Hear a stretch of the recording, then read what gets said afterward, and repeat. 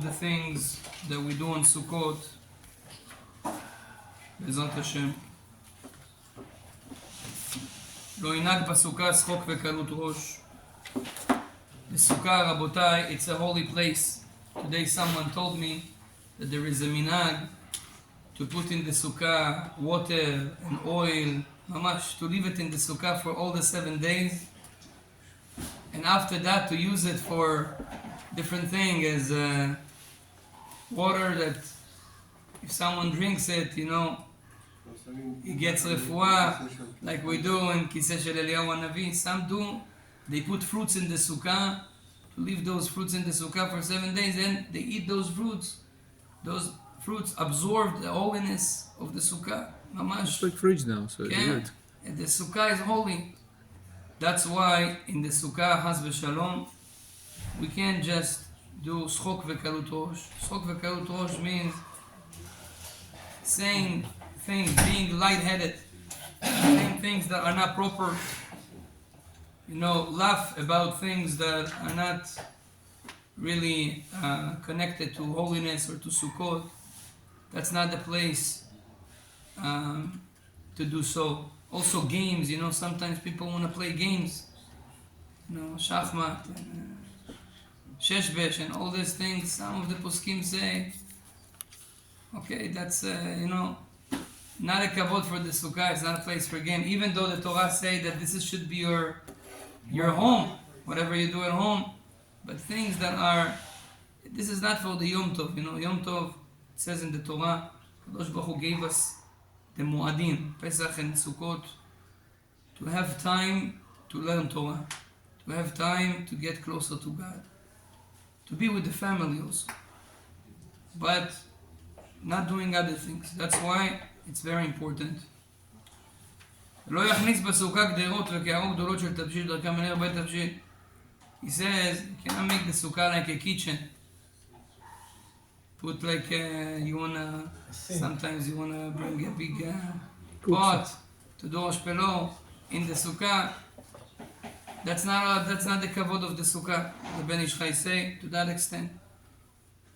Yeah, even netilat yadayim, that we do netilat yadayim.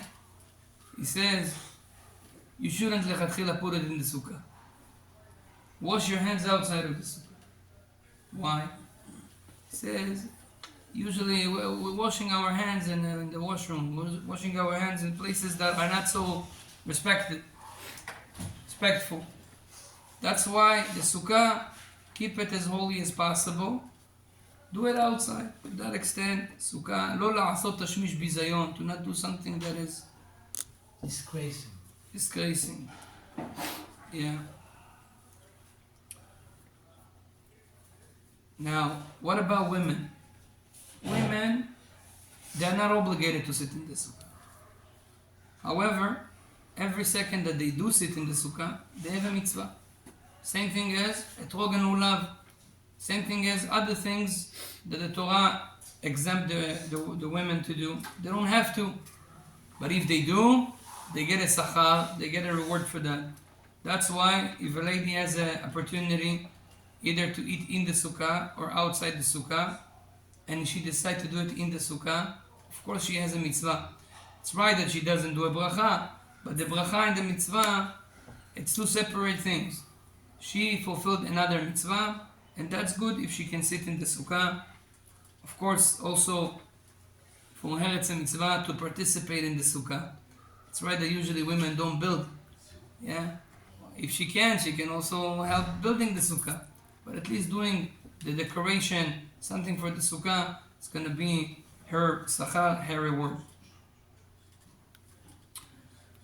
Etrog, today we're buying our arbat minim. We're buying those 4 minim. The 4 minim, the most important one, it's the etrog. The etrog can have, basically it's the hardest to get, it's the most expensive, and the etrog can have a lot of things that makes it non-kosher.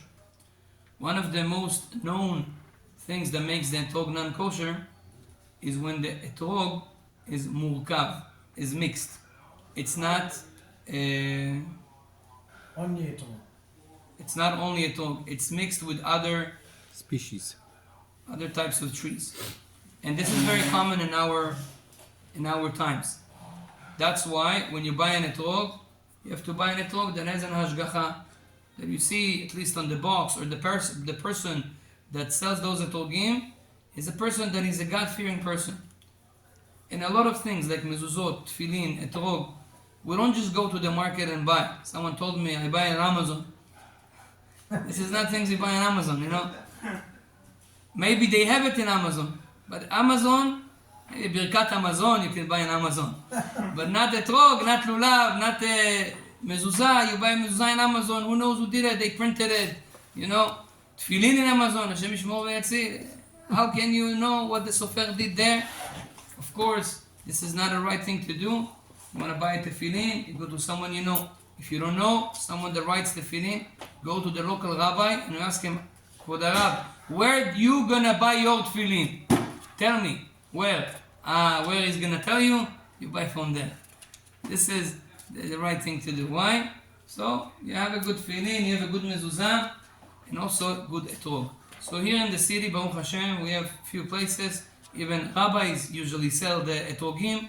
So there's a God-fearing person, you can go to him.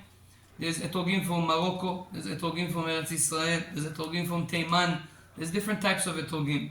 What is the best etrog to buy? Honestly, I cannot tell you. There's from Italy, Chabad, Minhag. There's different types of etrogim. We cannot say who is the best one. Some say that Morocco has certain quality, a certain it's a certain yes, something good in the Moroccan etrogim, that they bring it from a very far away places in Morocco, that there people live like back in the days. They don't do all those mixing, they don't have all this modern technology and whatever. So maybe they say that this has more chances that it doesn't have any mixing. So some, like the one from Morocco, the Lubavitchers, they say that there's something special about the one that Imbris, I think it comes from Italy. They have something with that that they say that this is good. Others say that Eretz Israel, it's a mitzvot to buy from Eretz Israel. Adama of Eretz Israel, of course, it's a mitzvah to do so. So everything is okay as much as it says Hashgacha. And regarding the hidur, the etrog has to be etrog kasher.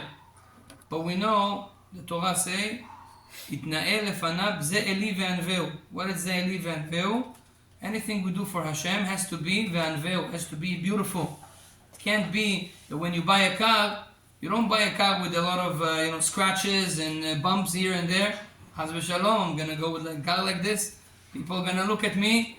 Yeah, so you buy a car that is mehudar. Yeah, a good Tesla, Lexus, whatever. Even if it's a Nissan, but it's a it's a good Nissan. Showroom condition. Yeah. When you buy an etrog, also there is etrog mehudar. What is mehudar? The etrog is beautiful. Doesn't have a lot of scratches. Doesn't has a lot of the shape is not like crooked to that side, to this side. Shape is nice. It's beautiful. Yeah. That's why we give a little bit more to buy etrog mehudar. Now, how much I have to spend for etrog? The halacha says for hidur, you have to spend ad shlish. Yeah, shlish means 1/3 from the market regular kosher etrog. So, for example, if etrog today, ask the guy that sells, give me a kosher lechatchila kosher etrog. How much is it? He says a set is $60. If he tells you $60, it's kosher. It's good? Okay. Now, how much is 1/3 from 60? $20. You add to the 60, 20. So you have 80. Give me an etrog and $80. This is hidur. This is the obligation to do hidur. Some people, they say, listen, I have Baruch Hashem. When I buy car, I spend a lot. When I buy a house, I spend. Etrog I have. It's very easy. I can give $300 for an etrog. Adrabah. It's a sgula also to have kids, banim zecharim. If you want, bechavod. Nobody tells you to not buy it. But the obligation is kosher. If you want to be mehader, is 1/3 from it. The rest is already extra בעזרת השם, and if you do so, תבוא עליך ברכה. ברוך אדוני לעולם, אמן ואמן.